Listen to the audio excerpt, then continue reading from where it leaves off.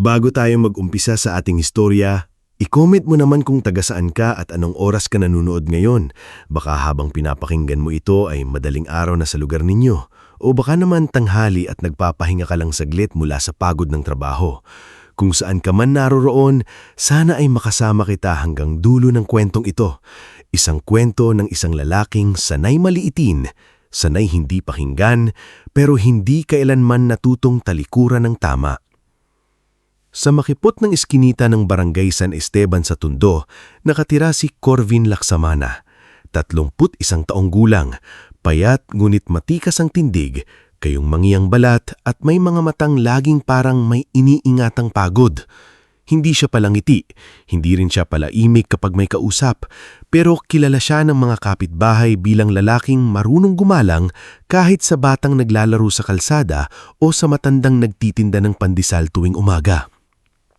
Bawat araw, bago pa sumikat ang araw, gising na si Corvin. Sa maliit nilang kwarto na gawa sa pinagtagpi-tagping yero at kahoy, maingat niyang isinasara ang luma nilang bentilador para hindi na madagdagan ng konsumo sa kuryente. Sa kabilang sulok, natutulog pa ang kanyang bunsong kapatid na si Miro, 16 na taong gulang, payat at matangkad, may hawak pang notebook kahit tulog dahil nag-aaral hanggang hating gabi. Sa papag naman malapit sa bintana, mahina ang paghinga ng kanilang ina na si Aling Natividad. "Ma," marahang tawag ni Corvin habang nagsasali ng maligamgam na tubig sa baso. "Gising ka na ba? Inumin mo muna gamot mo bago ako pumasok."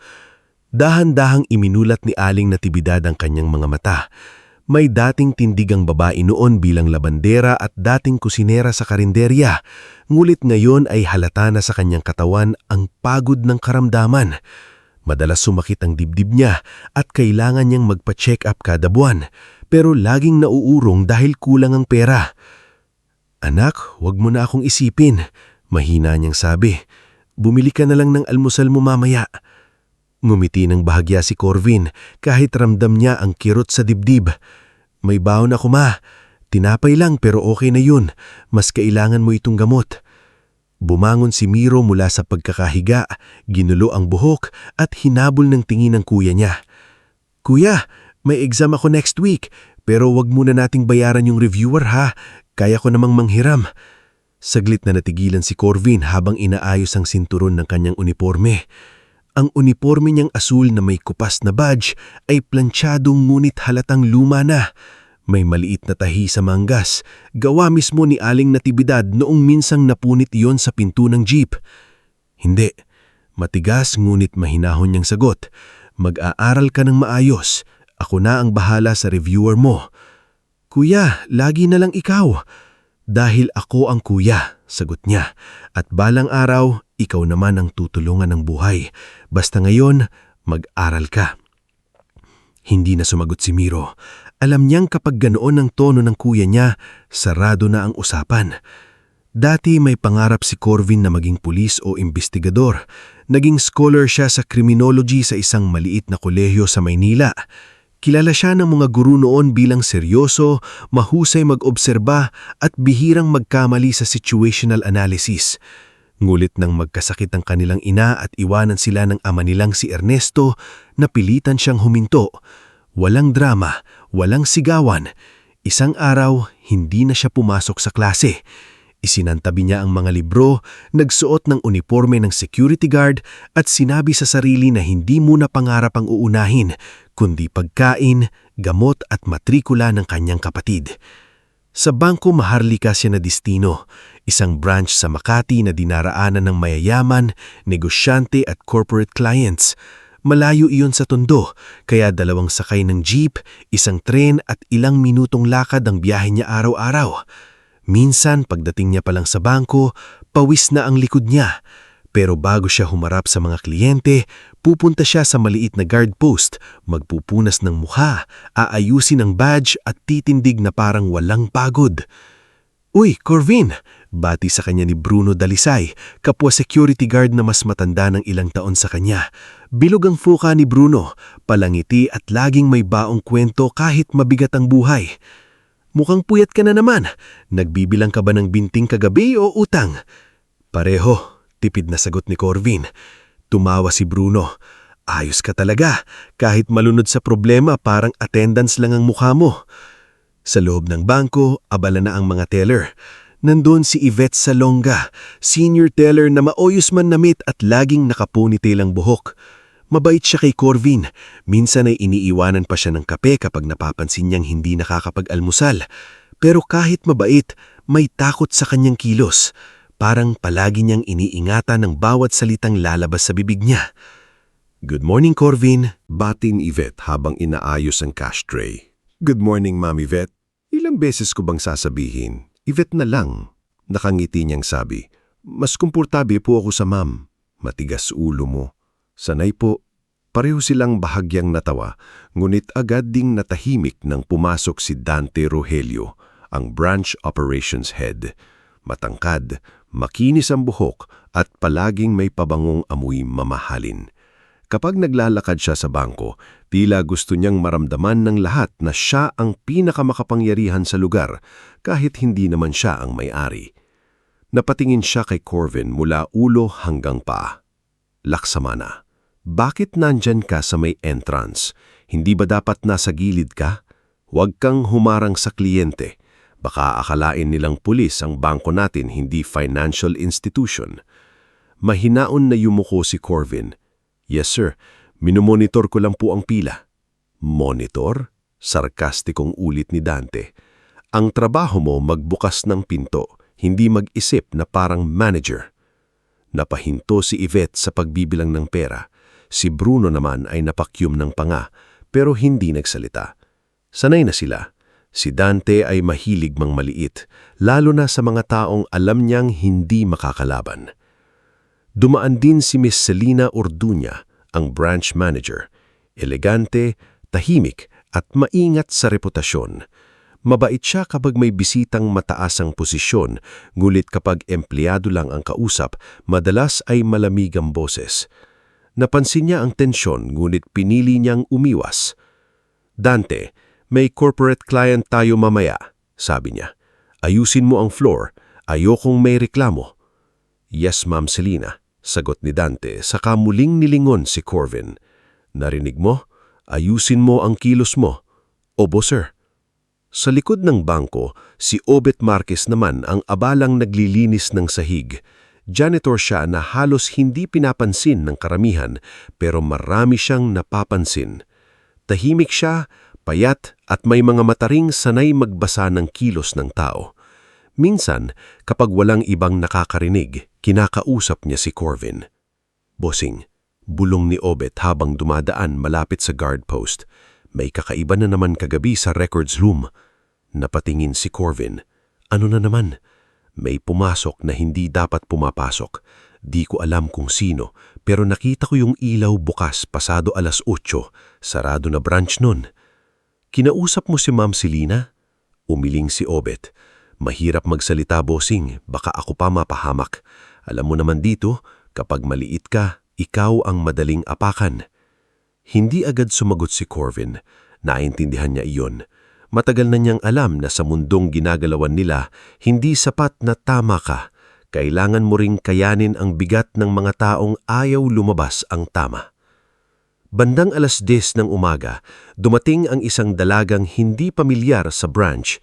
Simple lang ang suot niya, puting blouse, beige na pantalon at itim na flat shoes. Wala siyang kasamang bodyguard. Wala ring mamahaling alahas maliban sa maliit na relo sa kaliwang kamay. Ngunit kahit simple ang pananamit niya, may kakaiba sa kanyang tindig. Tahimik, maingat, ngunit hindi mukhang takot. Pagpasok niya sa bangko, binuksan ni Corvin ang pinto. Good morning, ma'am. Good morning, tugon ng dalaga, sabay tingin sa nameplate niya. Corvin? Opo, ma'am. Thank you, Corvin. Saglit siyang natigilan. Bihira ang kliyenteng bumabasa ng pangalan niya. Mas bihira ang kliyenteng nagpapasalamat ng direkto sa mata. Lumapit ang dalaga sa customer service desk. Narinig ni Corvin na ang pangalan pala niya ay Eliana Vera, ngunit wala siyang ideya kung sino ito. Para sa kanya, isa lamang siyang ordinaryong depositor na may ayos na asal. May appointment po ba kayo? Tanong ng receptionist. Wala, may tatangin lang sana ako tungkol sa corporate account records. Mula sa kanyang glass office, napatingin si Dante. Biglang nag-iba ang ekspresyon niya. Hindi ito halatang gulat, pero nakita ni Corvin ang sandaling paninigas ng panga nito. Para sa ibang tao, wala iyon, pero para kay Corvin, isang senyales yun. Dumaan si Dante sa customer service desk na may piking ngiti. Good morning, ma'am. Ako si Dante Rogelio, operations head. May maitutulong ba ako? Tinignan ni Eliana. May ilang transaction references akong gustong ipa-verify. For security reasons, kailangan po natin ng proper authorization. Meron ako, mahinaon niyang sabi. Ipinakita niya ang ilang dokumento. Saglit niyang tinignan iyon at sa isang iglap ay kumurap siya ng sunod-sunod. Hindi iyon nakaligtas kay Corvin. Habang kausap ni Dante si Eliana, may pumasok naman na dalawang lalaki sa bangko. Ang una ay nakakap at gray jacket, may bitbit na lumang envelope. Ang pangalawa ay nakasuot na itim na polo at may sling bag na nakadikit sa dibdib. Hindi sila sabay pumasok, ngunit nagkatinginan sila sa salamin ng pinto. Napansin iyon ni Corvin. Lumapit si Bruno sa kanya. Anong meron? Yung dalawang bagong pasok, mahinang sabi ni Corvin. Hindi sila mukhang magkasama, pero pareho ang tingin nila sa vault hallway. Napatingin si Bruno, kunwari ay inaayos ang baton sa sinturon. Baka naman kinakabahan lang. Baka, sagot ni Corvin. Pero bantayan natin. Sa loob ng ilang minuto, nagpatuloy ang normal na takbo ng bangko. May matandang lalaki na nagrereklamo dahil mabagal ang pila. May negosyanteng babae na may kausap sa telepono. May batang hawak ng ina na umiiyak dahil gutom. Sa teller counter, tahimik na nagtatrabaho si Yvette habang palay ang tingin niya kay Dante at Eliana. Lumapit si Corvin sa information stand. Kunwari ay inaayos ang pila. Ngulit ang totoo ay minomonitor niya ang dalawang lalaki. Ang lalaking nakakap ay nakatayo malapit sa deposit slips pero hindi nagsusulat.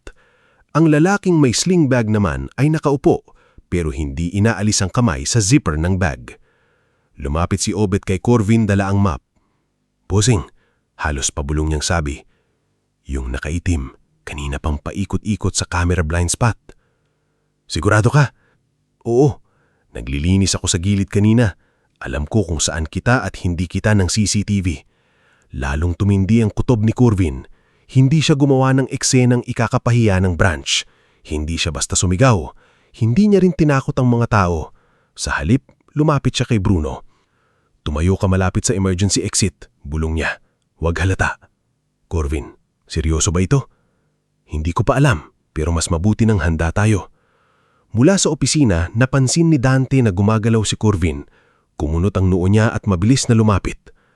Laksama na. Ano na naman ang ginagawa mo? Sir, may minomonitor lang po akong... Wala kang minomonitor. Sinabi ko na sa'yo, huwag kang mag-asta na parang imbestigador. Saglit na nagtagpo ang tining nila. Hindi sumagot ng pabalang si Corvin, ngunit sa loob niya may bumibigat na pakiramdam. Kung mali siya, mapapahiya siya. Kung tama siya at wala siyang gilawa, may mapapahamak. Sa customer desk, narinig ni Eliana ang pagsita ni Dante kay Corvin. Saglit siyang mapatingin sa security guard. Hindi niya alam kung bakit, pero may nakita siyang kakaiba sa mukha nito. Hindi takot, kundi matinding pagpipigil. Mr. Rogelio, sabi ni Eliana, hayaan niyo siyang gawin ng trabaho niya. Napangiti si Dante, ngunit halatang pilit. Of course, ma'am. Pero minsan kasi ang ibang gwardya, masyadong nadadala sa imahinasyon. Hindi kumibo si Corvin. Ibinalik niya ang tingin sa labi. Doon niya nakita ang lalaking nakakap na bahagyang nagtaas ng kamay, tila senyales. Sumagot ang lalaking may sling bag sa pamamagitan ng maikling tango. Sa mismong sandaling iyon, pumasok ang isang delivery rider sa pinto, dahilan para saglit lang maharangan ang view ng entrance camera. Maliit na pangyayari lamang iyon para sa iba, ngunit para kay Corvin, sapat iyon para lalong lumakas ang hinala. Huminga siya ng malalim. Tahimik pa rin ang bangko. Wala pang sigawan. wala pang kaguluhan. Wala pang nakakaalam na sa loob ng ilang sandali, ang ordinaryong umaga sa Bangko Maharlika ay magiging simula ng pagbagsak ng buhay ni Corvin at siya ring magiging pintuan ng isang kapalarang hindi niya kailanman inakala. Sa mga oras na iyon, ang alam lang niya ay may dalagang maaaring nasa panganib, may mga taong kumikilos sa maling paraan at may tungkulin siyang gawin ng tama kahit ilang beses pa siyang maliitin. Kaya habang nakatayo siya sa gitna ng malamig at makinang na lobi ng bangko, pinili ni Corvin Laksamana na makinig sa kutob na matagal nang hinubog ng hirap, karanasan at pangarap na hindi pa tuluyang namamatay.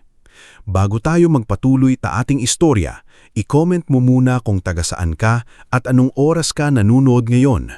Baka tahimik na ang paligid mo habang pinapakinggan ito o baka nasa gitna ka ng pahinga mula sa trabaho.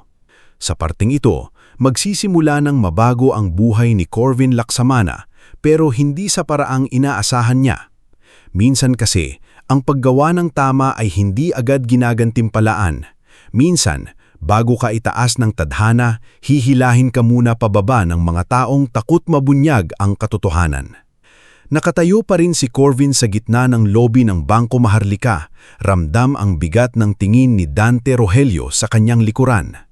Ilang segundo pa lamang ang nakalilipas mula nang sitahin siya nito, ngunit hindi na iyon ang iniisip niya. Ang atensyon niya ay nasa dalawang lalaking kanina pa niyang minamasdan, ang lalaking nakakap na may bitbit na lumang envelope at ang lalaking nakaitim na polo na hindi inaalis ang kamay sa zipper ng sling bag. Tahimik pa rin ang bangko, ngunit para kay Corvin, tila biglang bumagal ang takbo ng oras. Narinig niya ang mahina at halos di pansing pag-ubo ng matandang lalaki sa pila. Narinig niya ang pag-click ng keyboard ni Yvette sa teller counter. Narinig niya ang mahinang bulong ni Eliana habang kausap si Dante tungkol sa transaction references. At sa gitna ng lahat ng iyon, nakita niya ang lalaking nakakap na muling sumulyap sa vault hallway. Hindi iyon tingin ng isang taong naliligaw. Tingin iyon ng taong may hinihintay na pagkakataon. Lumapit si Bruno Dalisay sa may emergency exit tulad ng ibinilin ni Corvin. Kunwari ay inaayos niya ang strap ng kanyang radio, ngunit nakapwesto na siya sa lugar na maaaring maging daanan palabas ng mga tao kung magkagulo. Si Obet Marquez naman ay kunwari nagpupunas ng sahig malapit sa receiving area, pero ang mga mata niya ay nakatutok sa lalaking may sling bag. Biglang bumaba ang kamay ng lalaking nakakap. At sa isang iglap, narinig ang matinis na sigaw ng isang babae. Hold up ito, walang gagalaw. Ang ordinaryong ingay ng bangko ay napalitan ng takot. Napatili ang ilang kliyente. May isang matandang babae ang napaupo sa sahig. Ang batang kaninang umiiyak dahil gutom ay lalong napahagulgol habang niyakap siya ng ina.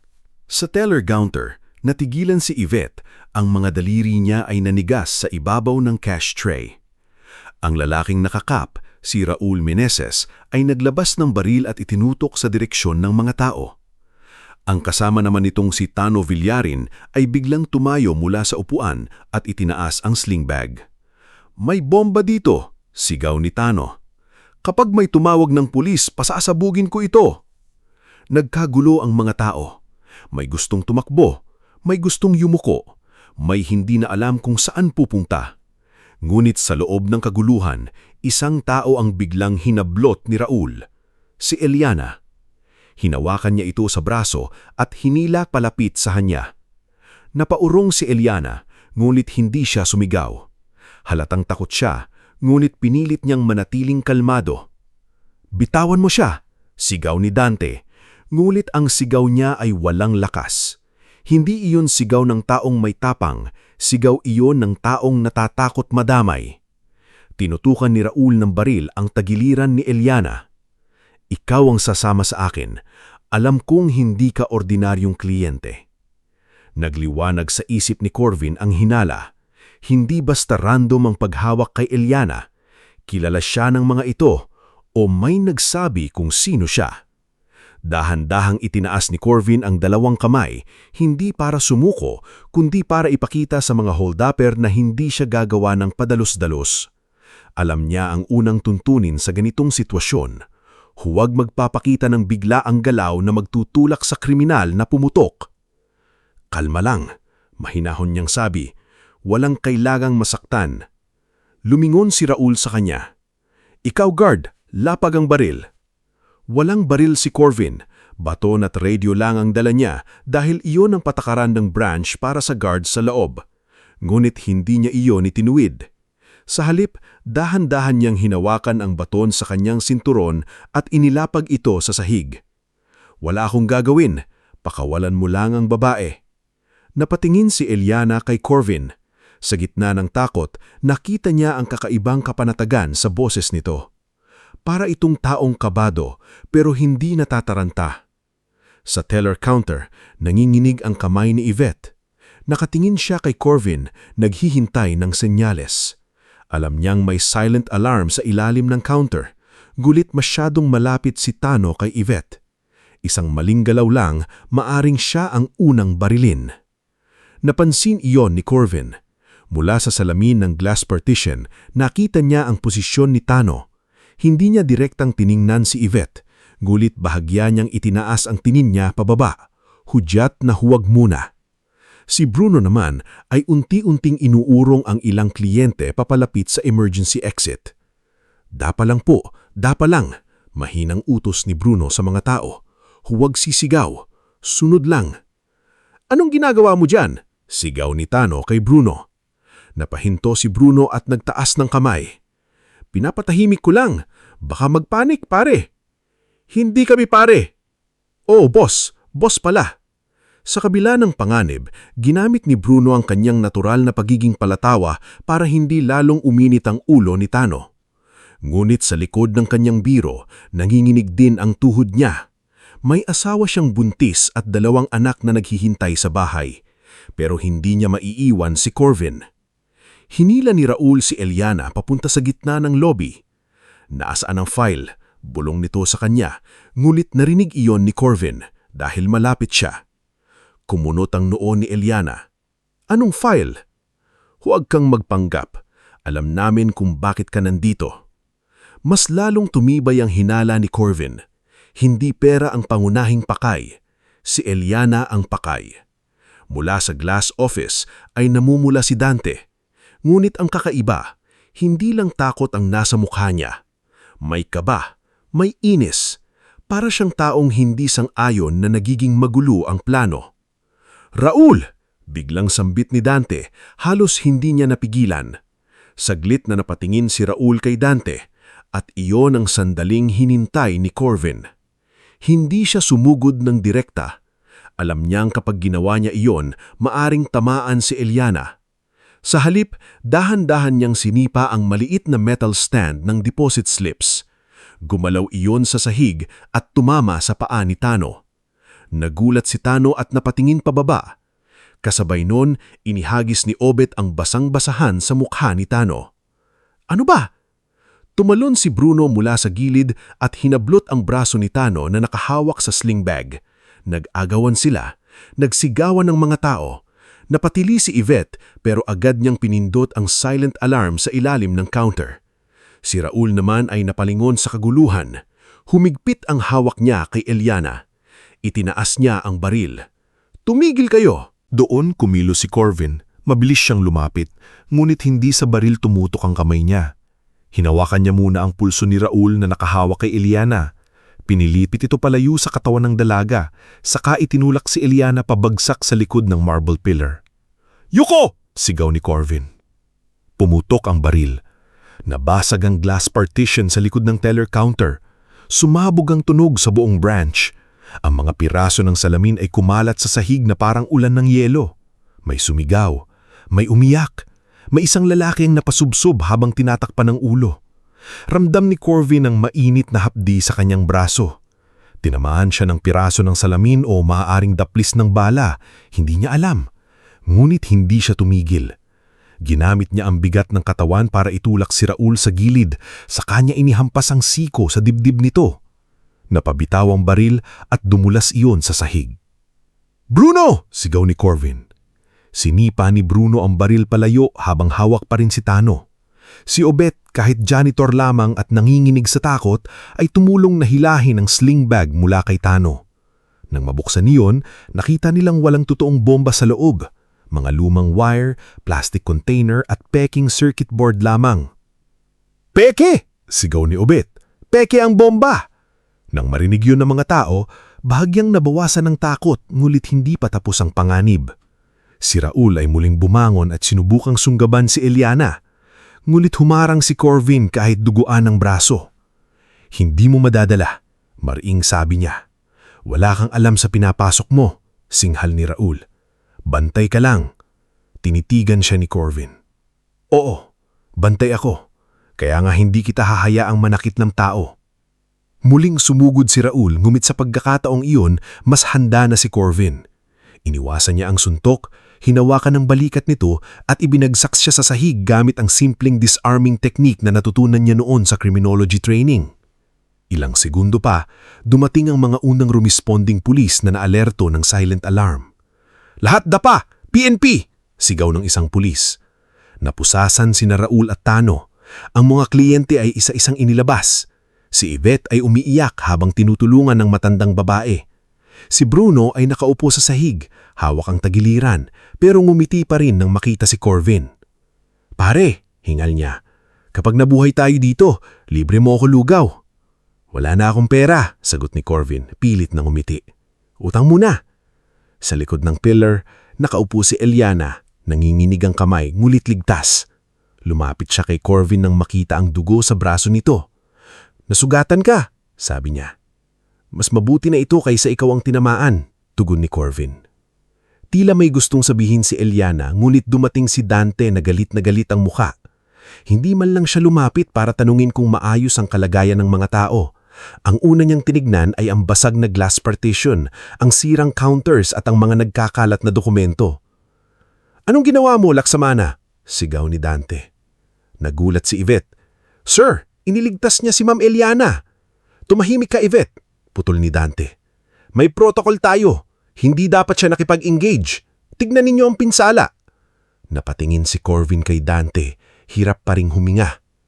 "Sir, may hostage po, may baril.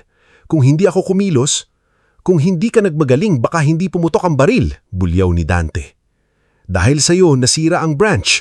Dahil sa'yo nagmukhang palpak ang security system natin." Lumapit si Eliana. "Mr. Rogelio, hindi yun totoo.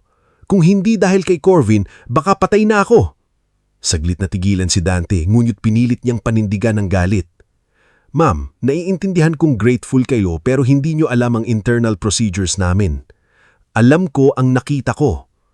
At ako ang responsable sa operations ng branch na ito," sagot ni Dante, masyadong madiin.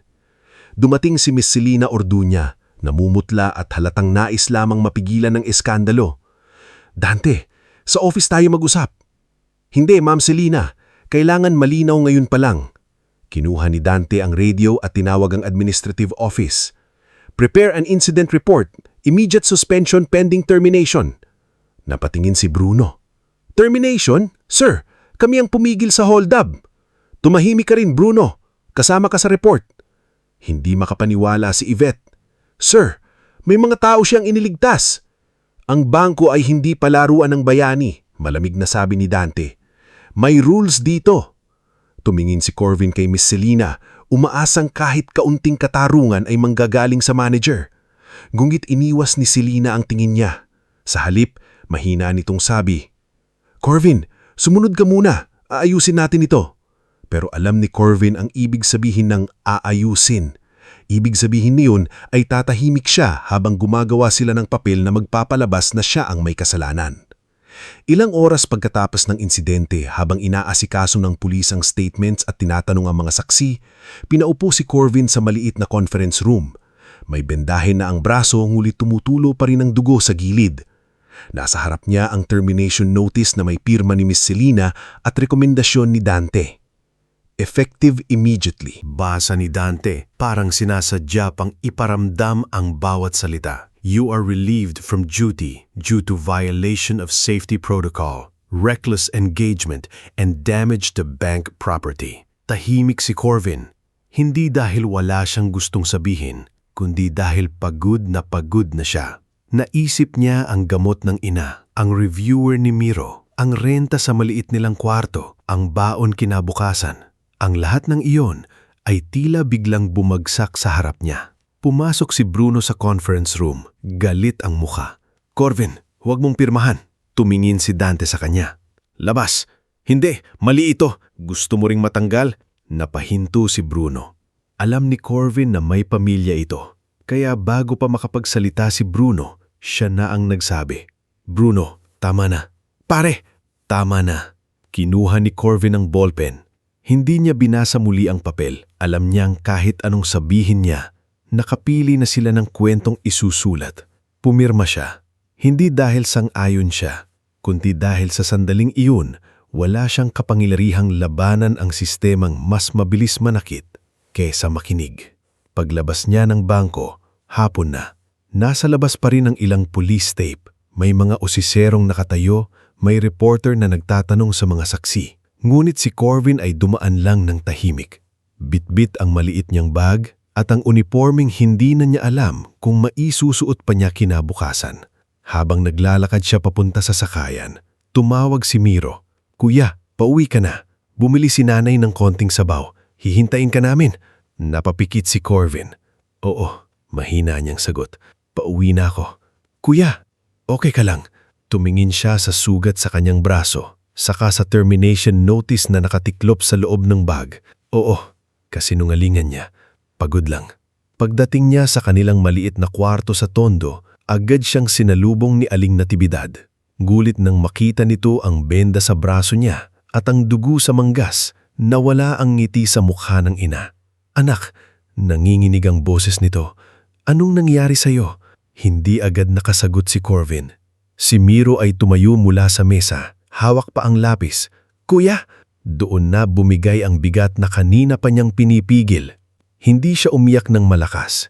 Hindi siya nagwala. Umupo lang siya sa lumang upuan, inilapag ang bag sa sahig at kinuha ang papel. Tinanggap iyon ni Aling Natividad. Nalinginig ang mga daliri niyang binasa ang ilang linya hanggang sa maupo siya sa papag. "Tinanggal ka," bulong niya. "Ma, ayos lang." "Paano naging ayos ito, anak?" Lumapit si Miro. Nabasa ang papel at namula ang mga mata. "Kuya, ikaw na nga ang nagligtas. Bakit ikaw pa ang pinarusahan?" Walang narisagot si Corvin. Sa labas, patuloy ang ingay ng iskinita. May nagtitinda ng fishball, may batang tumatawa, may motor na dumaan. Parang normal pa rin ang mundo. Kahit sa loob ng maliit nilang kwarto, gumuho ang isang buong kabuhayan. Hinawakan ni Aling Natividad ang kamay ng anak. "Corvin, hindi nasusukat ang tao sa trabaho niya. Nasusukat siya sa puso niya." Ngunit sa isip ni Corvin, isang masakit na tanong ang paulit-ulit na bumabalik. Kung tama ang ginawa niya, bakit parang siya ang natalo? Hindi niya alam na gabing iyon, habang iniisip niya kung saan kukuha ng pambili ng gamot kinabukasan, may isang dalagang hindi makatulog sa loob ng malaking bahay sa Forbes Park. Si Eliana Vera ay hawak ang pangalan niya sa isang maliit na papel, paulit-ulit na binabasa ang isinulat niyang statement sa pulis. At sa kabilang silid, ang ama nitong si Don Severino Vera ay tahimik na nakikinig sa buong salaysay. "Papa," sabi ni Eliana, nanginginig pa rin ang boses nito. Hindi lang siya ang nagligtas, may nakita siya bago pa nangyari ang lahat at sure akong may itinatago ang bangkong iyon. Matagal na hindi nagsalita si Don Severino. Pagkatapos, mahinahon ngunit mabigat ang boses niyang nagtanong, "Ano ang buong pangalan ng guard?" "Eliana," sagot sa dalaga. "Corvin Laksamana." Tumanggo ang matanda at sa kanyang mga mata ay may nabuo ng desisyon. "Kung ganon," sabi ni Don Severino, "bukas, pupuntahan natin siya." Bago tayo magpatuloy sa ating istorya, i-comment mo naman kung taga saan ka at anong oras ka nanonood ngayon.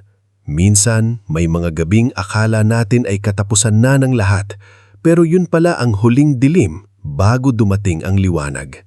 Sa parting ito, hindi na babalik ang kwento sa mismong holdapan. Tapos na ang pangyayaring iyon. Ang mahalaga ngayon ay kung paano babangon si Corvin habang mawawalan siya ng trabaho at kung paano magsisimulang bumukas ang isang pinto na hindi niya kailanman inaasahang darating sa kanyang buhay. Kinabukasan ng umagang iyon, maaga pa lang ay gising na si Corvin Laksamana. Kahit halos hindi siya nakatulog buong gabi, nakatitig siya sa kisami ng kanilang maliit na kwarto habang naririnig ang mahinang ubo ni Aling Natividad at ang kaluskus ni Miro na naghahanda ng kape sa maliit na kalan. Ang benda sa kanyang braso ay medyo mamumula pa rin, ngulit mas masakit kaysa sugat ang bigat sa dibdib niya. Wala na siyang trabaho. Sa unang pagkakataon sa maraming taon, hindi niya kailangang magsuot ng uniforme, hindi niya kailangang bumiyahe sa Makati, at hindi niya kailangang tumayo sa harap ng bangko para pagbuksan ng pinto ang mga taong madalas hindi man lang tumingin sa kanya. Dati, inaakala niyang pagod na siya sa trabaho, pero ngayong wala na iyon, parang mas mabigat pala ang pakiramdam ng walang pupuntahan. Kuya, Mahinang tawag ni Miro habang inilalagay ang tasa ng kape sa maliit na mesa. May konti pa tayong bigas. Magluluto ako ng lugaw mamaya. Umupo si Corvin at binilit ngumiti. Ikaw na ang kumain. May pasok ka. Wala muna akong pasok. Napatingin si Corvin. Bakit? Umiwas ng tingin si Miro. Masakit ulo ko. Alam ni Corvin na hindi yun totoo. Alam niyang ayaw pumasok ni Miro dahil wala silang pamasahe at ayaw nitong humingi pa sa kuya niyang nawalan ng trabaho. Saglit siyang natahimik, saka kinuha ang lumang wallet sa ilalim ng unan. May ilang barya at isang 50 piso roon. Ito, sabi niya. Pamasok mo. Umiling si Miro.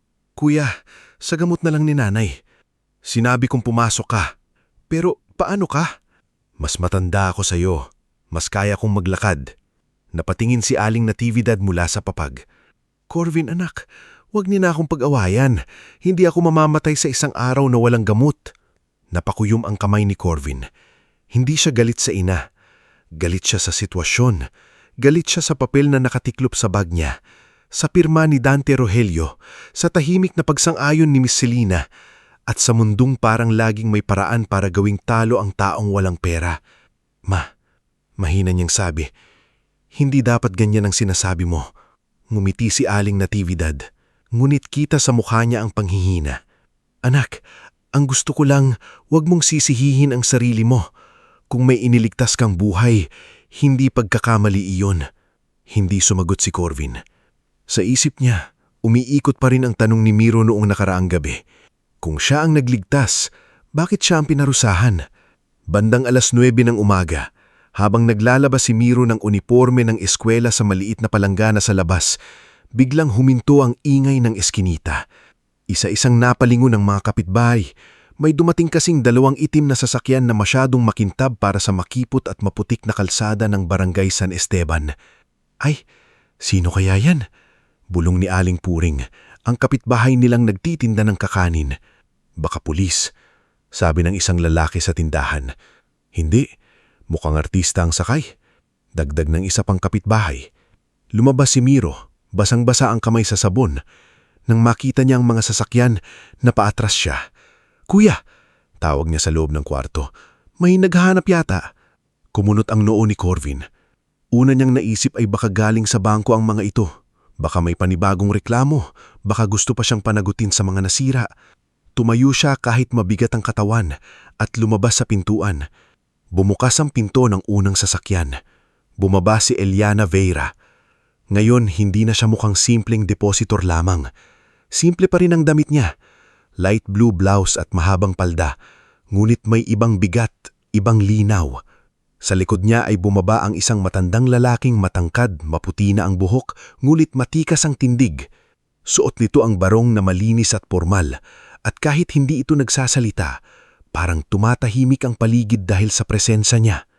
Sumunod bumaba ang isang lalaking may dalang leather folder, si Attorney Isandro Pahilanga, payat, naka-leather folder at seryoso ang muka. Sa kabilang pinto naman lumabas si Mang Tercio, ang driver bodyguard na tahimik ngunit mapagmasid. May edad na rin ngunit halatang sanay sa delikadong sitwasyon. Eliana, sabi ni Eliana nang makita siya. Hindi agad nakasalita si Corvin. Napatingin siya sa paligid, sa mga kapitbahay na halos nakasilip na lahat, sa kapatid niyang nakatayo sa palanggana at sa inang nakasilip mula sa loob. "Ma'am, Eliana po, bakit po kayo nandito?" Lumabit ang matandang lalaki. Hindi siya nagmamadali.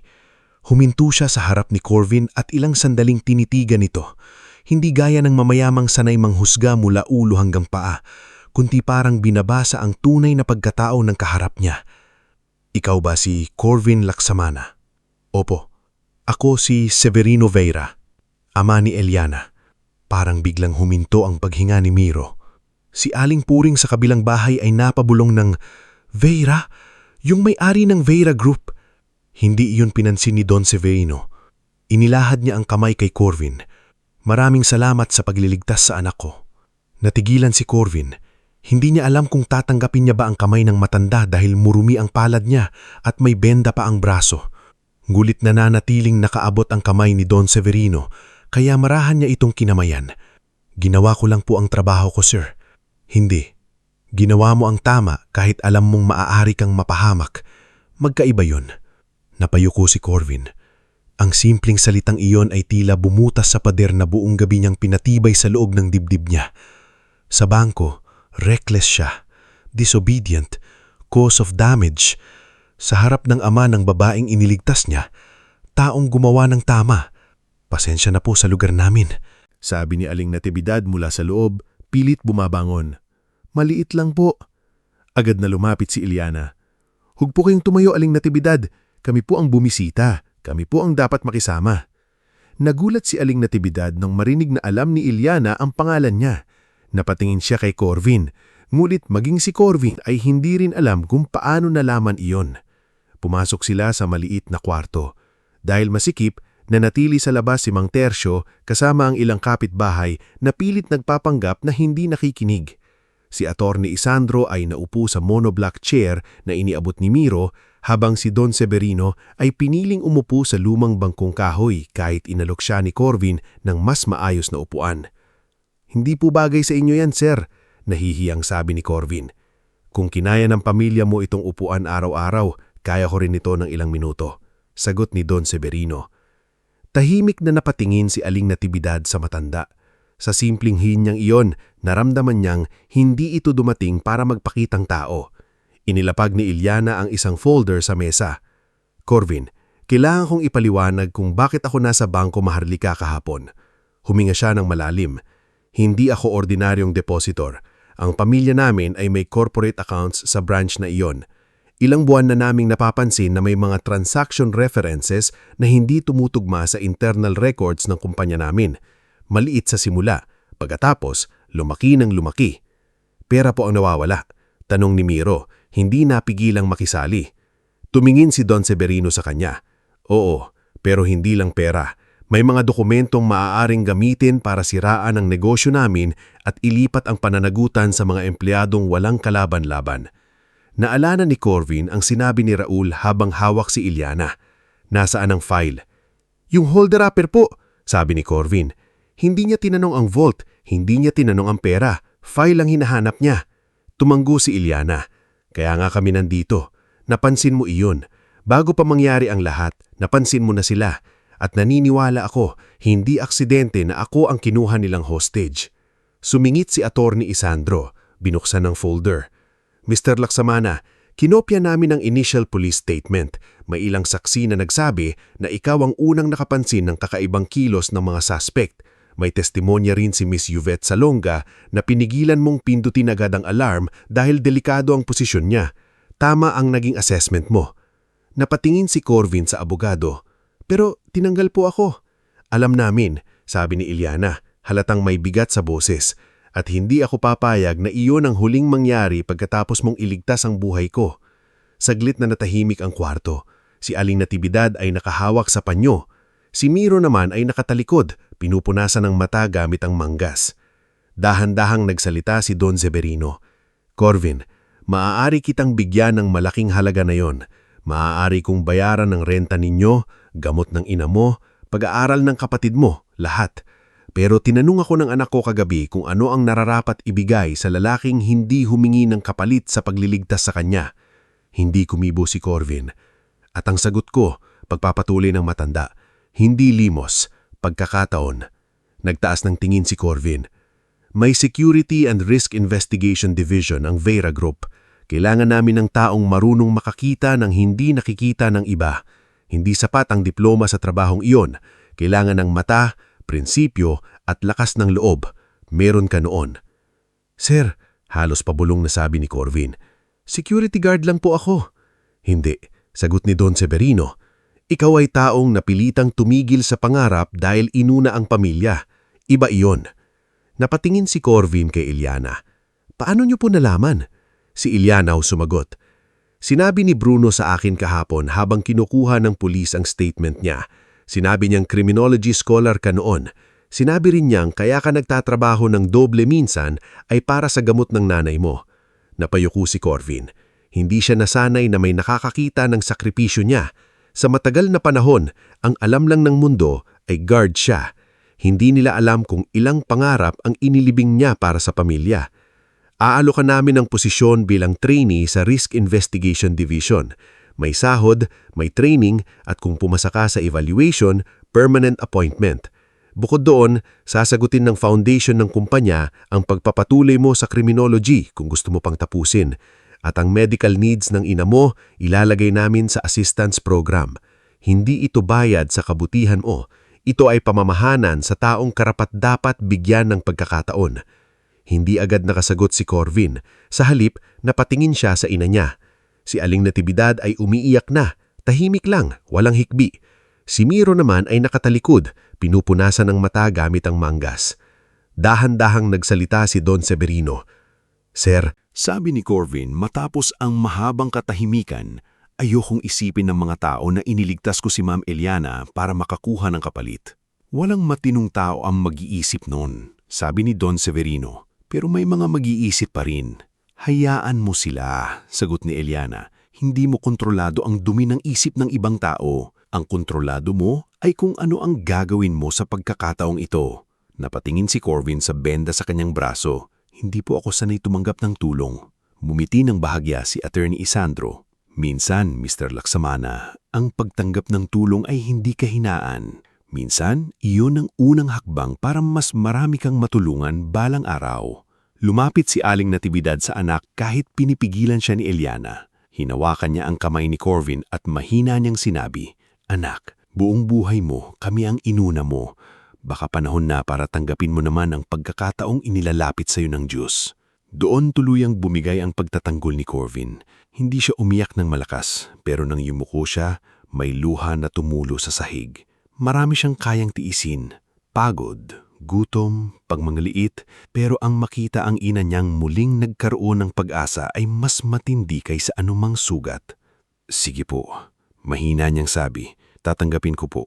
Pero pangako, hindi ko sasayangin. Tumanggo si Don Severino. Iyan ang inaasahan ko. Pagkatapos ng pag-uusap, hindi agad umaalis ang mga Vera. Personal na kinausap ni Eliana si Aling Natividad tungkol sa pagpapatingin sa ospital.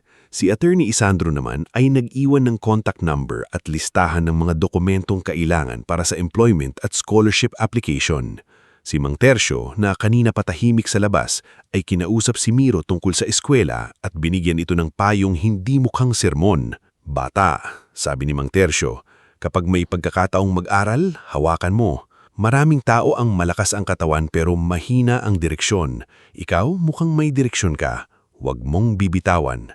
Opo, sagot ni Miro, halatang nahihiya pero masaya. Kinahapunan ding iyon, dinala si Aling Natividad sa isang pribadong klinik na partner ng Vera Foundation. Hindi marangya ang naging dating kay Corvin dahil malinaw na hindi ito pagpapakitang tao. Maayos, tahimik at may respeto ang pag-asikaso. Walang kamera, walang media, walang pagpapakuha ng litrato. Doon lalong naniwala si Corvin na hindi sila ginagamit ni Don Severino para magmukhang mabait. Makalipas ang ilang araw, pansamantalang silang inilipat sa isang maliit ngunit malinis na apartment malapit sa ospital. Hindi iyon mansyon, hindi iyon bigla ang yaman. May 2 kwarto lang, maayos na banyo, maliit na kusina at bintanang may liwanag sa umaga. Pero para kina Aling Natividad at Miro, para na iyong bagong mundo. Kuya, sabi ni Miro habang hawak ang susi ng bagong apartment. May sarili akong mesa. Dito ako mag-aaral. Ngumiti si Corvin. Hindi ibig sabihin yan pwede ka nang tamarin. Hindi kuya, mas lalo akong gaganahan. Sa unang gabi nila roon, tahimik na naupo si Corvin sa tabi ng bintana. Sa labas, hindi niya naririnig ang ingay ng dati nilang iskinita. Wala ang sigawan, wala ang tambutso ng motorsiklo, wala ang tagas ng bubong.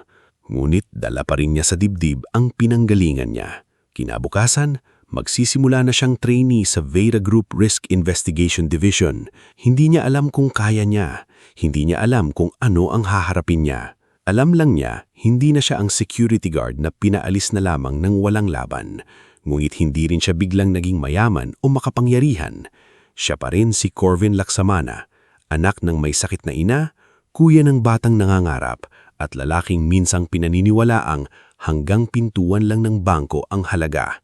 Ngayon, may bagong pintuan sa harap niya, at sa unang pagkakataon matapos ang maraming taon, hindi lang trabaho ang naghihintay sa kanya roon, may kinabukasan.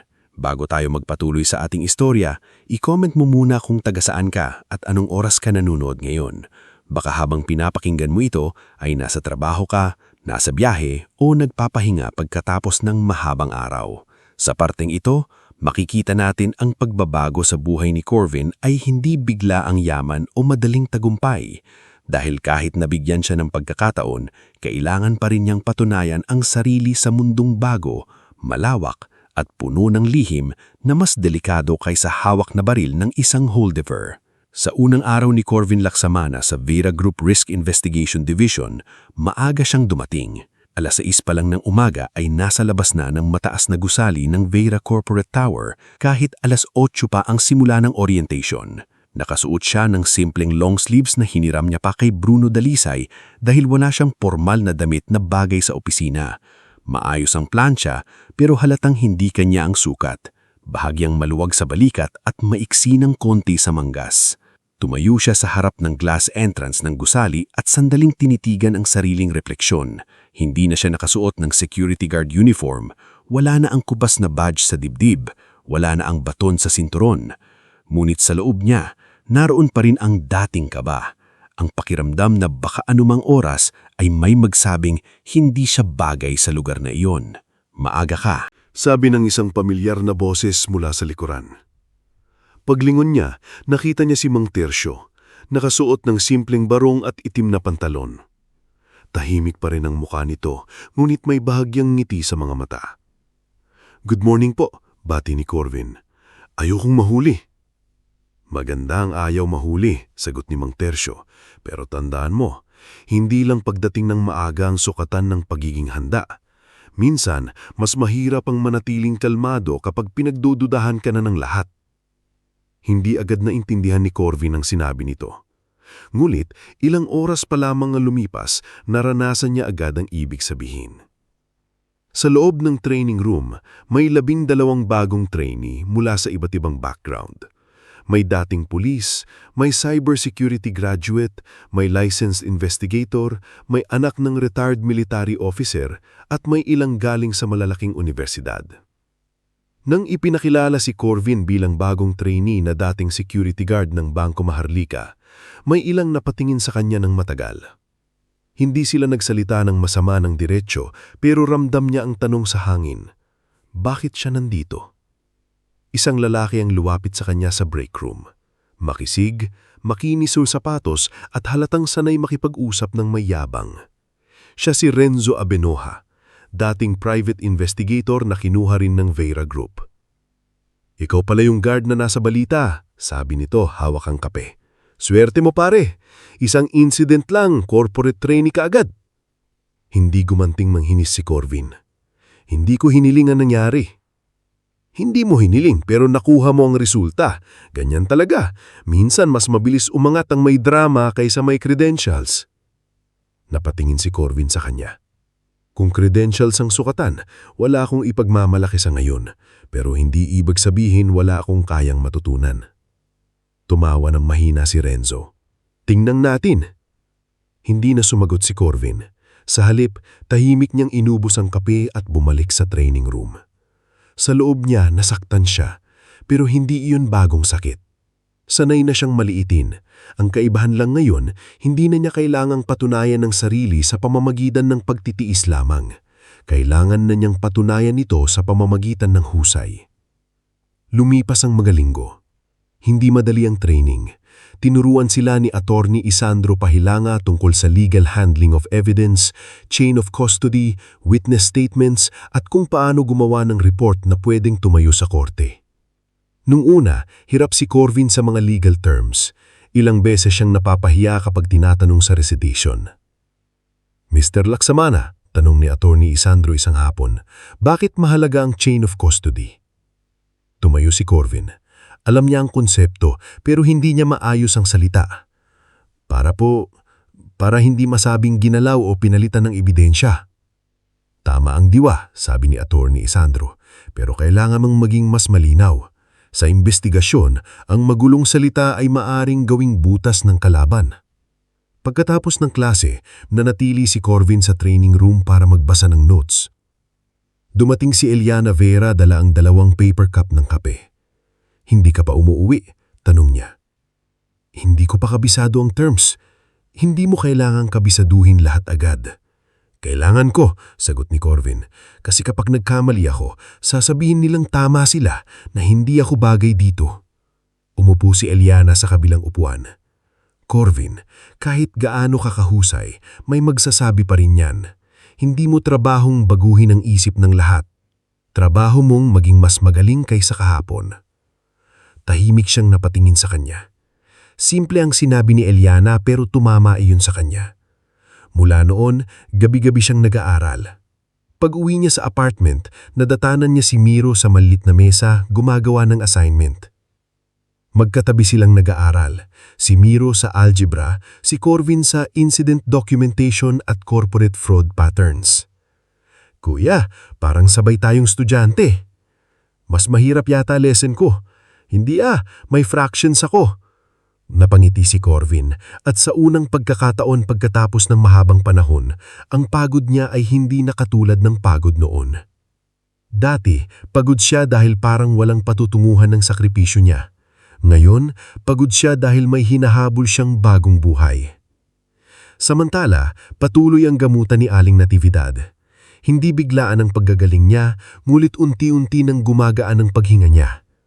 May mga araw pa ring nanghihina siya, ngulit nakakabangon na siya para magluto ng simpleng supas para sa mag-ama niyang anak. Anak, huwag mong kalimutang magpahinga. Konti na lang ma. Yan ang lagi mong sinasabi noon, konti na lang, hanggang sa naubos ka. Napahinto si Corvin. Alam niyang tama ang ina niya. Kaya mula noon, kahit gaano kaiksi, sinisikap niyang umupo sa tabi nito tuwing gabi, makipagkwentuhan at hindi puro problema ang pag-usapan. Makalipas ang 3 buwan, may mahalagang development sa kaso ng Bangko Maharlika. Tumawag si Yvette Salonga kay Eliana. Nag-resign na siya sa bangko. Nanginginig ang boses niya sa telepono, ngunit buo na ang desisyon. Ma'am Eliana, Sabi ni Yvette, may mga dokumento akong nakita noon. Hindi ko na ilabas dahil natakot ako. Pero ngayon, hindi na ako makatulog. Kinabukasan, nakipagkita sila kay Yvette sa isang maliit na cafe sa Quezon City. Kasama ni Corvin si Attorney Isandro, habang nasa kabilang mesa si Mang Tercio para magbantay. Dumating si Yvette na may suot na simpleng jacket at hawak ang lumang envelope. Pasensya na, bungad niya kay Corvin. Dapat nagsalita ako nung tinanggal ka. Umiling si Corvin. Naintindihan ko kung bakit ka natakot. Hindi. Umiyak niyang sabi. Takot ako pero mali pa rin na nanahimik ako. Inilabas niya ang ilang kopya ng transaction slips at screenshots ng internal logs. May mga corporate transfers na pinapadaan sa manual override. Si Dante ang nag-a-approve pero minsan ginagamit niya ang login ni Ma'am Selina. Hindi ko alam kung alam ni Ma'am Selina ang lahat pero sigurado akong may tinatakpan siya. Sinuri ni Attorney Isandro ang mga dokumento. Malaking tulong ito pero kailangan natin ng digital confirmation. Doon pumasok si Calix Morante, isang tahimik na IT specialist ng Vera Group na madalas naka-hoodie kahit nasa opisina. Hindi siya palaimik, pero kapag computer systems ang pinag-uusapan, parang biglang nabubuhay ang mata niya. Siya ang inassign ni Don Severino na tumulong kay Corvin sa technical side ng investigation. Kung may manual override logs, sabi ni Calix habang nakatingin sa laptop, may backup trail yan. Kahit i-delete nila sa branch server, may mirror copy sa regional archive kung hindi nila na-purge ng tama. Makukuha mo? Tanong ni Corvin. Tumingin si Calix sa kanya. Hindi ako magician, pero kung tamad yung nag-delete, oo. Mula noon, nabuo ang maliit ngunit matibay na team ni Corvin. Si Yvette ang may alam sa banking operations. Si Obet Marquez naman na kalaunan ay nag-resign din sa Bangko Maharlika matapos siyang pagbantaan ni Dante Rogelio ay nagdala ng maintenance access logs. Sa logs na iyon, makikita kung sino ang pumasok sa records room pagkatapos ng office hours noong gabing binanggit niya kay Corvin bago ang holdapan. Bossing, sabi ni Obet nang magkita sila sa isang karinderya. Hindi ako marunong sa legal pero marunong akong magtago ng resibo. Inilapag niya ang maliit na notebook na puno ng petsa, oras at pangalan ng taong pumasok sa restricted areas. May ilang entries na paulit-ulit lumalabas ang pangalan ni Dante Rogelio. Sumunod namang dumating si Bruno Dalisay na tuluyan ding nawalan ng assignment matapos ipagtanggol si Corvin sa incident report. Sa halip na malungkot, nagpakita ito na may dalang isang supot ng pandesal. Pasensya na pare, ito lang ambag ko sa meeting. Pandesal at tapang. Napatawa si Eliana. Mahalaga ang pareho. Ma'am, kung may kape, mas lalakas ang tapang ko. Si Bruno ang naging katuwang ni Corvin sa field verification. Marunong siyang makipag-usap sa ordinaryong tao. Guards, messengers, janitors, drivers, mga taong madalas hindi tinatanong pero maraming alam. Dahil sa kanya, nahanap nila isang parking attendant na nakakita si Raul Meneses na nakikipagkita kay Dante 2 araw bago ang holdapan. Unti-unti, lumilinaw ang larawan. Hindi random ang nangyari sa bangko. Si Dante Rogelio ay matagal nang gumagamit ng internal access para ilihis ang corporate funds sa mga shell accounts. Nang mapansin ng Vera Group ang discrepancy at magpadala si Eliana ng personal verification request, nagpanic si Dante. Kailangan niyang takutin si Eliana, kunin ang file na dala nito at humanap ng taong masisisi sa kaguluhan. Ang planong holdapan ay dapat magmukhang simpleng robbery attempt, ngunit hindi niya inaasahan na may security guard na unang makakapansin sa kilos ni Raul at Tano. Isang gabi, habang pauwi si Corvin mula sa office, may naghihintay sa kanya sa labas ng apartment, si Nomer Kalub. Dating kaibigan ni Corvin sa criminology school si Nomer. Noon, pareho silang nangangarap maging pulis. Mulit nang tumigil si Corvin, unti-unti silang nagkalayo. Si Nomer naman ay napunta sa kung ano-anong raket, minsan legal, minsan malabo. Vin, binati siya gamit ang lumang palayaw niya. Ang layo na nang narating mo ah. Nomer, maingat na sagot ni Corvin. Bakit ka dito? Ngumiti si Nomer pero hindi umaabot sa mata. May nagpaparating lang ng mensahe. Tigilan mo na yung paghahalongkat sa Bangko Maharlika? Nanigas ang katawan ni Corvin. Sino? Hindi mahalaga kung sino. Ang mahalaga, may olok. Inabot ni Nomer ang isang maliit na sobre, malinis na pera, malaki, sapat para sa nanay mo, kapatid mo, at para hindi ka na magpakabayani. Hindi kinuha ni Corvin ang sobre. Nomer, alam mo ba kung anong nangyari sa bangko? Alam ko, at alam ko rin na hindi obligasyon mong ayusin ang dumi ng mayayaman. Vin, galing tayo sa hirap. Kapag may perang dumadating, kinukuha iyon, hindi tinatalikuran. Pera ba yan ni Dante Rogelio? Hindi sumagot si Nomer. Masakit para kay Corvin ang sandaling iyon dahil sa harap niya ay hindi lamang alok ng kalaban. Naroon ang mukha ng dating kaibigan na natalo ng gutom, inggit at maling diskarte. Sabihin mo sa nagpadala sa iyo, mahinahon ngulit matigas na sabi ni Corvin, hindi ako ibinebenta. Napailing si Nomer. Yan ang problema sa iyo. Akala mo may medalya ang pagiging malinis. Wala. Pero may mata akong kayang humarap sa nanay ko. Saglit na natahimik si Nomer. May bakas ng hiya sa mukha niya, pero mabilis niya itong itinago. Iniwan niya ang sobre sa sahig at tumalikod. Mag-iingat ka, Vin. Kapag masyado kang lumapit sa apoy, hindi lang ikaw ang masusunog. Nang makaalis si Nomer, kinuha ni Corvin ang sobre gamit ang panyo at dinala ito kinabukasan kay Attorney Isandro bilang ebidensya. Hindi niya sinabi agad kay Aling Natividad ang buong nangyari, pero ramdam ng ina niya na may mabigat siyang dinadala. Anak, sabi nito habang naghahapunan sila, may mga laban na hindi lang lakas ang kailangan. Kailangan mo rin ng taong sasalo sa iyo kapag napapagod ka. Doon naisip ni Corvin ang team niya. Si Eliana na hindi siya minamaliik, si Don Severino na nagtiwala, si Attorney Isandro na nagtuturo sa kanya, si Mang Tercio na nagbabantay sa tahimik na paraan, sina Yvette, Obet, Bruno at Calix na bawat isa ay may sariling takot ngunit piniling tumulong. Sa mga sumunod na linggo, mas tumibay ang ebidensya. Na-recover ni Calix ang deleted CCTV backup mula sa Regional Archive. Makikita roon si Raul Meneses na pumasok sa parking area ng bangko 2 araw bago ang holdapan at nakipag-usap sa lalaking kamukha ni Dante. Hindi malinaw ang audio, ngunit malinaw ang mukha. Dagdag pa rito, natukoy ang Shell account kung saan napunta ang ilang nawawalang funds, isang account na konektado sa pinsan ni Dante. Nang ipakita iyon kay Don Severino, matagal itong natahimik. Hindi lang ito tungkol sa pamilya namin, sabi ng matanda. May ordinaryong depositors ding nadamay. Tama po, sagot ni Corvin. Kaya kailangan po nating ihanda ang kaso ng maayos. Kung padalos-dalos tayo, makakalusot sila. Napatingin si Eliana kay Corvin. Iba na ang tindig niya ngayon. Hindi na siya ang lalaking nahihiya sa maluwag na hiniram na long sleeves. Hindi pa rin siya mayabang, pero may bigat na ang boses niya. May direksyon, may paninindigan. Pagkatapos ng meeting, sabay silang naglakad ni Eliana sa hallway. Alam mo, sabi ni Eliana, noong una kitang nakita sa bangko, napansin kong tahimik ka. Akala ko dahil sanay kang hindi pinapansin. Totoo naman, sagot ni Corvin. Ngayon, tahimik ka pa rin, sabi niya. Pero iba na. Para kang taong hindi kailangang sumigaw para marinig. Napangiti si Corvin ng bahagya. Baka natututo lang ako. Hindi lang natututo, sagot ni Eliana. Bumabalik ka sa pangarap mo. Hindi niya alam kung ano ang isasagot, dahil totoo iyon.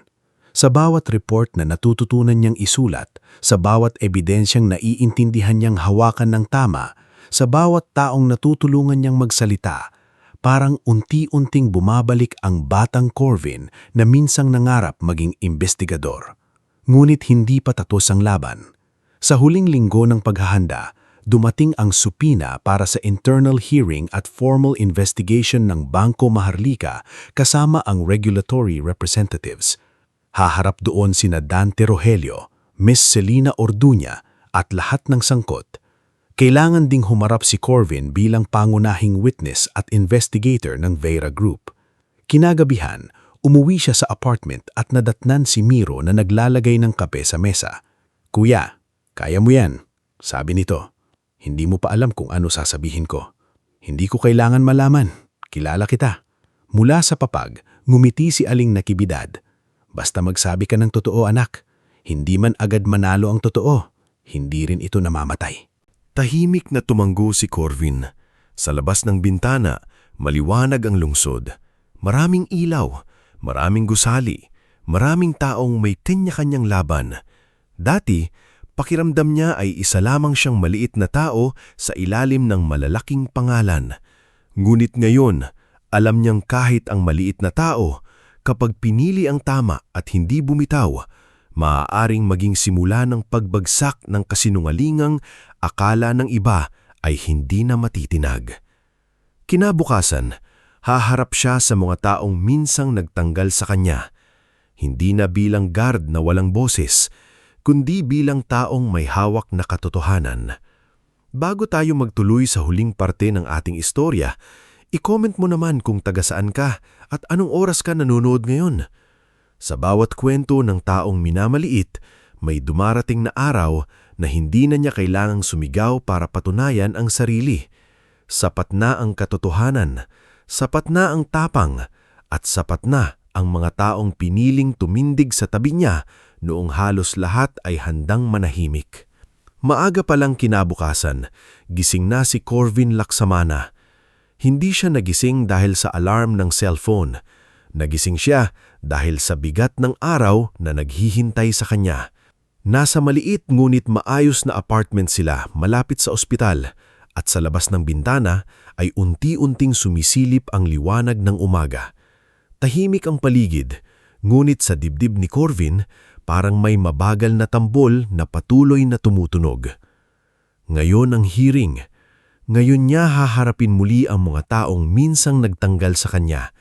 Hindi para magmakaawa, hindi para humingi ng trabaho, kundi para ilabas ang katotohanan.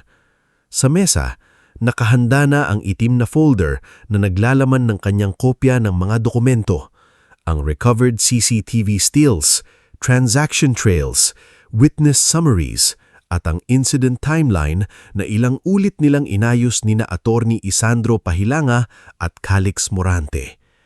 Ilang buwan ang ginugol nila sa bawat pahina, ilang gabing walang tulog, ilang pagkakataong muntik na siyang matakot at umatras. Pero ngayong umaga, habang tinitignan niya ang mga papel, alam niyang hindi lang sarili niyang pangalan ang dala niya. Dala niya ang boses ni Yvette Salonga na matagal nang takot magsalita. Dala niya ang notebook ni Obet Marquez na halos walang pumansin noon dahil janitor lamang siya. Dala niya ang tapang ni Bruno Dalisay na nawalan din ng trabaho dahil hindi niya kayang pabayaan ang kasinungalingan. Dala niya ang luha ng mga depositors na nadamay sa perang nawawala. At dala niya ang pangarap ng pamilyang muli niyang binubuo mula sa pagkadurog. "Kuya," tawag ni Miro mula sa kusina. "Kape!" Napalingon si Corvin. Nakasuot na ng uniforme si Miro. May bag sa balikat, ngunit halatang gusto pa rin nitong samahan siya. "May pasok ka," sabi ni Corvin. "Alam ko, pero gusto ko lang makita ka bago ka umalis." Tinanggap ni Corvin ang tasa. "Salamat." Mula sa maliit na silid, lumabas si Aling Natividad. Mas maayos na ang kulay ng mukha niya kaysa noong mga unang araw matapos mawalan ng trabaho si Corvin. Hindi pa siya ganap na malakas, pero mas magaan na ang paghinga. Hawak niya ang lumang rosaryo sa kamay. "Anak, huwag mong hayaang kainin ka ng galit." Napatingin si Corvin sa ina. "Ma, hindi ako pupunta roon para maghiginti." "Alam ko," sagot ni Aling Natividad. "Pero kapag nakita mo na ulit ang mga taong nanakit sa'yo, susubukin ka ng puso mo. Tandaan mo, ang hinahanap natin ay katarungan, hindi paghihiginti." Tumanggo si Corvin. Lumapit siya at hinalikan ang noo ng ina. "Pangako, Ma." Pagdating niya sa gusali kung saan gaganapin ang hearing, nandoon sina Eliana Veira, Don Severino Veira, Attorney Isandro, Mang Tercio, Calix, Yvette, Obet at Bruno. Nasa malaking conference hall sila ng isang regulatory office, hindi sa Bangko Maharlika mismo, para masigurong walang makakakontrol sa proseso. Si Don Severino ay nakaupo sa unahan, tahimik at seryoso. Si Eliana naman ay lumapit kay Corvin nang makita ito. "Handa ka na ba?" tanong ni Eliana. Huminga ng malalim si Corvin. "Hindi ko alam kung may taong ganap na handa sa ganito. Pero nandito ka." "Oo, at hindi na ako aalis." Ngumiti ng bahagya si Eliana. Hindi iyon ngiti ng saya, kundi ng tiwala. Sa kabilang bahagi ng hall, dumating sina Dante Rogelio at Miss Selina Orduña kasama ni rin ang kanilang sariling abogado. Ibang-iba na ang hitsura ni Dante kumpara sa dati. Maayos pa rin ang buhok, mamahalin pa rin ang relo, at diretso pa rin ang tindig, ngunit wala na ang dating kumpiyansa sa mga mata niya. Nang makita niya si Corvin, ngumiti siya parang sinusubukang ibalik ang dating pangmamaliit. "Laksama na," binati ni Dante. "Ang layo na ng narating mo mula sa pagbubukas ng pinto." Tahimik siyang tinignan ni Corvin. "Oo, pero hindi ko kinalimutan kung sino ang nagsara noon." Bahagyang nagbago ang mukha ni Dante, ngulit agad siyang tumalikod. Si Miss Selina naman ay hindi makatingin ng diretsyo kay Corvin. Nakahawak siya sa folder niya, naninginig ng bahagya ang daliri. Hindi siya singtapang ni Dante. Noon pa man, ang kasalanan niya ay hindi laging aktibong paggawa ng masama, kundi ang pagpili niyang manahimik at pumirma kahit alam niyang may mali. Ngulit ngayong araw, pati ang katahimikan ay may katumbas na pananagutan. Nagsimula ang hearing sa pagbabasa ng mga aligasyon. Nandoon ang mga kinatawan ng bangko, regulatory officers, legal counsel ng Vera Group at ilang piling saksi. Ipinaliwanag ni Attorney Isandro na ang kaso ay hindi lamang tungkol sa wrongful termination ni Corvin, kundi tungkol sa posibleng fraud, falsification of internal reports, conspiracy to intimidate a corporate client, at pagtatakip sa nawawalang pondo. Unang nagsalita ang abogado ng bangko. Pinilit nitong palabasing overreaction lamang ang lahat. Ang insidente sa branch, sabi nito, ay isang unfortunate robbery attempt. Ang termination ni Mr. Laksamana ay internal disciplinary action base sa safety protocol. Wala itong kauglayan sa sinasabing corporate fraud. Tumayo si Dante at nagsalita ng may pilit na tapang. Ginawa ko lang ang trabaho ko. May protokolang bangko. Kapag ang guard ay kumilos ng walang utos, maraming nasisira at iyon ang nangyari. Naramdaman ni Corvin ang dating bigat sa dibdib niya, ngulit hindi na siya ang lalaking pumirma sa termination notice nang walang kalaban-laban. Ngayon, may katotohanang hawak ang panig nila. Tumayo si Attorney Isandro. Kung simpleng robbery attempt ito, mahinahon niyang sabi, bakit ang unang hinanap ng suspect ay hindi pera, kundi file? Kung safety protocol lang ang basihan ng termination, bakit inihanda ang administrative report bago pa matapos ang police statement? At kung walang itinatagong anomalya, bakit may deleted CCTV logs at manual override transactions na konektado sa parehong taong nagrekomenda ng termination? Nagkaroon ng bulungan sa hall. Tinawag si Yvette Salonga bilang unang witness. Nanginginig siya nang umupo sa harap, ngulit nang makita niya si Corvin na tahimik na nakatingin sa kanya, tila lumakas ang loob niya. Yvette Salonga, tanong ni Attorney Isandro, ano ang napansin ninyo sa branch bago at pagkatapos ng insidente? Huminga ng malalim si Yvette. May mga transaction pong pinapagawa sa akin noon na hindi dumadaan sa usual verification. Kapag nagtatanong ako, sinasabihan ako ni Mr. Rogelio na wag nang makialam dahil approved na raw ng management.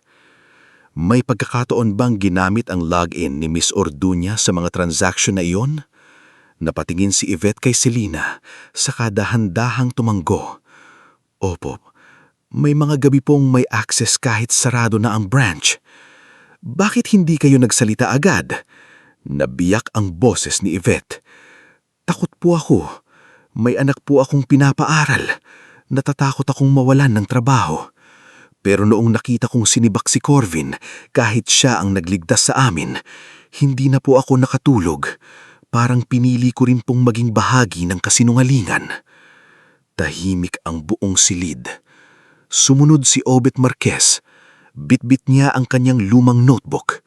May ilang tao sa panig ng bangko ang parang gustong matawa nang makita ang itsura ng notebook.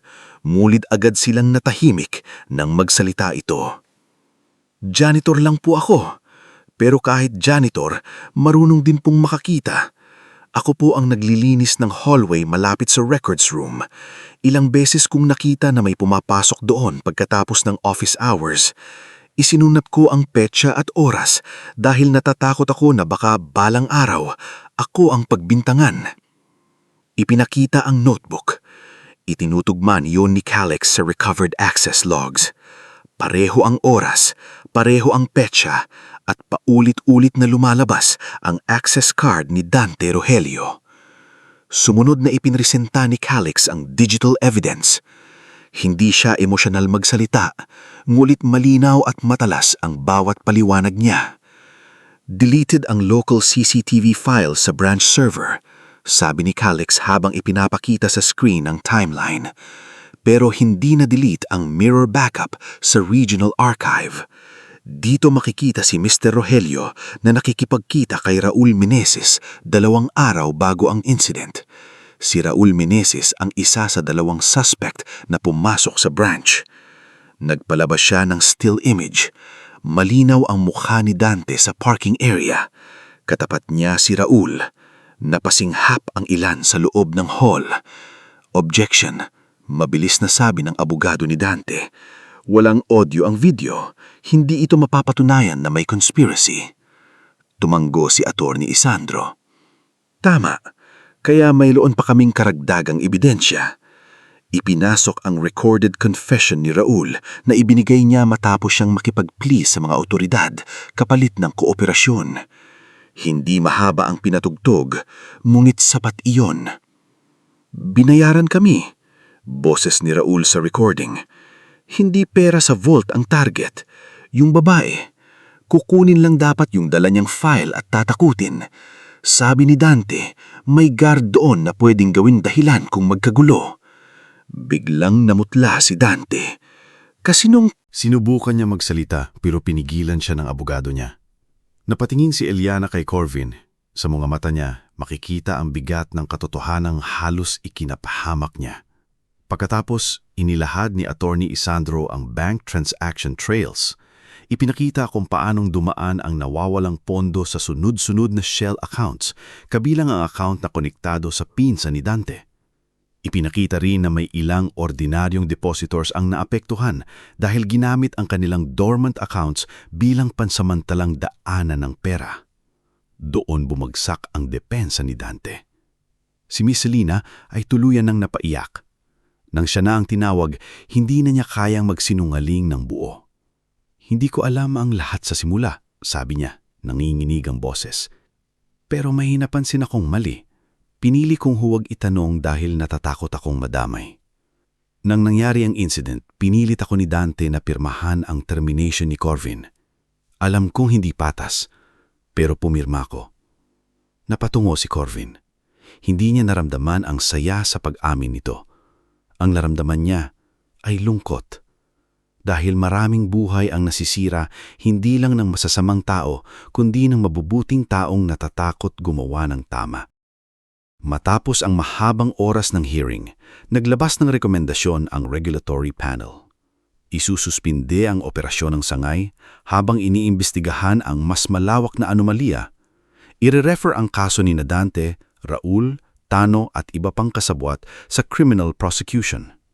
Si Miss Selena naman ay aalisin sa posisyon at haharap sa administrative sanctions. At ang termination ni Corvin ay idedeklarang unjust, malicious at retaliatory. Hindi pumalakpak si Corvin. Hindi siya nangumiti ng malaki. Pumikit lang siya sandali. Sa wakas, hindi na papel ng kasinungalingan ang huling nagsalita tungkol sa kanya. Paglabas ng hearing hall, may ilang reporter sa labas. Lumapit ang isa kay Corvin. Sir, ano ang masasabi ninyo ngayong nalinis na ang pangalan ninyo? Tumingin si Corvin sa camera. Pagkatapos ay sa likuran niya kung saan nakatayo sina Bruno, Yvette, Obet, Calix, Eliana at Don Severino. Hindi ako nag-iisa, sabi niya. Kung may natutunan ako, ito iyon. Maraming ordinaryong tao ang may alam sa katotohanan pero natatakot lang magsalita. Sana dumating ang panahon na hindi kailangang maging mayaman o makapangyarihan para paniwalaan. Hindi niya pinahaba. Umalis siya kasama ang kanyang team. Lumipas ang mga buwan. Nagsimula ang kaso sa korte. Hindi mabilis ang proseso, ngulit gumalaw ito. Sina Dante, Raul at Tano ay naharap sa mga kasong may kaugnayan sa fraud, intimidation at conspiracy. Si Miss Selena naman, bagamat hindi nakulong tulad ni Dante, ay tuluyang nawalan ng lisensya sa banking management at napilitang harapin ang bigat ng kanyang pananahimik. Na-recover ng Vea Group ang malaking bahagi ng perang ninakaw at sa utos ni Don Severino, unang binayaran ang mga ordinaryong depositors na nadamay bago pa man ayusin ang corporate claims. Si Corvin naman ay hindi bumalik sa dating bangko kahit may nag-alok na ibalik siya bilang symbolic apology. Maggalang siyang tumanggi. Salamat, sabi niya sa kinatawa ng bangko. Pero hindi na ako babalik sa pintuang minsan akong itinulak palabas. May ibang pintuan na akong kailangang buksan para sa iba. Tinapos niya ang kanyang criminology degree sa tulong ng scholarship habang patuloy na nagtatrabaho sa Vera Group. Hindi siya naging perpekto. May report pa rin siyang nire-revise. May mga meeting pa rin na kinakabahan siya. May mga pagkakataong bumabalik ang pakiramdam na baka hindi siya sapat. Pero sa bawat hakbang, mas tumitibay siya. Si Bruno ay kinuha bilang Field Security Coordinator sa Vera Group. Si Yvette naman ay naging compliance officer matapos dumaan sa training. Si Obet, na dating janitor na walang pumapansin, ay naging facility security auditor dahil sa husay niyang magtala ng galaw sa mga gusulin. Si Calix naman ay na-promote bilang digital forensics lead. Hindi sila naging mayaman agad, ngunit nagkaroon sila ng dignidad, trabaho at direksyon na hindi na kayang basta nakawin ng sinuman. Makalipas ang 3 taon, ganap ng licensed investigator si Corvin Laksamana at head na ng Vera Group Risk Protection Division. Mas malakas na si Aling Natividad, hindi man nawala ang lahat ng karamdaman, kontrolado na ito, at madalas na siyang nakakaluto ng paboritong tinola ni Corvin. Si Miro naman ay nakapagtapos bilang engineer, at nung araw ng graduation nito, imiyak si Corvin ng mas malakas pa sa kanilang ina. "Kuya, kung hindi ka tumigil noon, baka ikaw ang unang nakapagtapos." Ngumiti si Corvin at inayos ang sablay ng kapatid. "Hindi. Nauna ka lang sa parte ng pangarap nating dalawa." Si Eliana naman ay naging mas matapang at mas makataong leader sa negosyo ng kanilang pamilya. Hindi niya ginamit ang nangyari para magmukhang biktima, kundi para ayusin ang sistema ng kanilang mga kumpanya. Nagpatupad siya ng Whistleblower Protection Program at scholarship para sa mga empleyadong gustong mag-aral muli. Sa pagitan nila ni Corvin, nanatili ang malalim na respeto at pagkakaibigan na unti-unting lumalim sa paglipas ng panahon. Hindi minadali, hindi ipinilit, ngulit malinaw sa kanilang mga mata na ang tiwalang nabuo sa gitna ng panganib ay naging pundasyon ng isang tahimik at matibay na pagmamahalan. Isang umaga, bumalik si Corvin sa dating lokasyon ng Bangko Maharlika. Iba na ang pangalan ng branch, iba na ang management. Mas maliwanag na ang lobby at wala na ang dating glass partition na nabasag noong araw na nagbago ang buhay niya. Hindi siya bumalik para manumbat. Bumalik siya para maglunsad ng unang programa ng Laksamana Foundation for Security Scholars, isang foundation na tinulungan ni Don Severino na simulan, ngumit ipinangalan sa pamilyang pinanggalingan ni Corvin.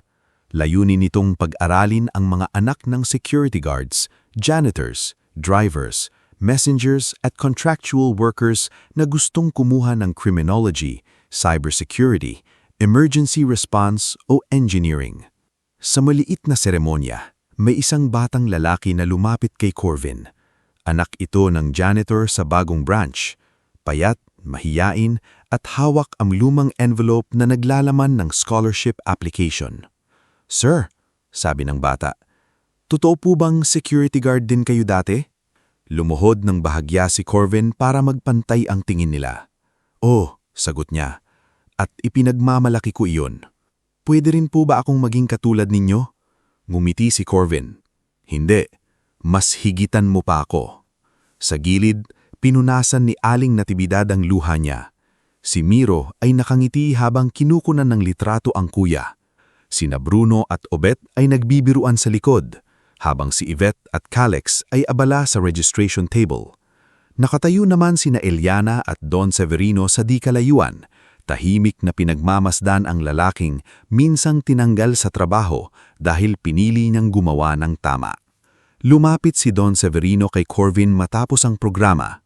"Alam mo," sabi ng matanda, "noong una kitang puntahan sa bahay ninyo, akala ko kami ang magbibigay sa iyo ng pagkakataon. Hindi po ba?" tanong ni Corvin.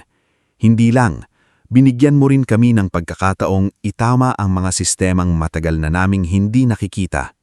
Napatingin si Corvin sa paligid, sa mga batang may hawak na application forms, sa mga magulang na may halong kaba at pag-asa ang mukha, sa dating bangkong minsang naging lugar ng kanyang pagbagsak at ngayon ay naging simula ng pag-angat ng iba.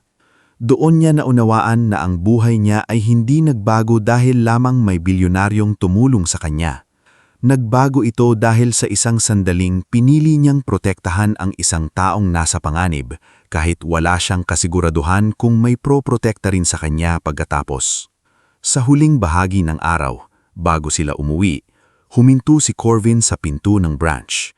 Hinawakan niya sandali ang malamig na metal handle.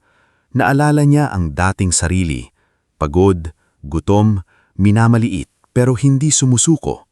Pagkatapos ay binitawan niya iyon at lumakad palabas, hindi na bilang lalaking itinapon ng sistema, kundi bilang lalaking ginamit ang sakit ng nakaraan para magbukas ng daan para sa iba.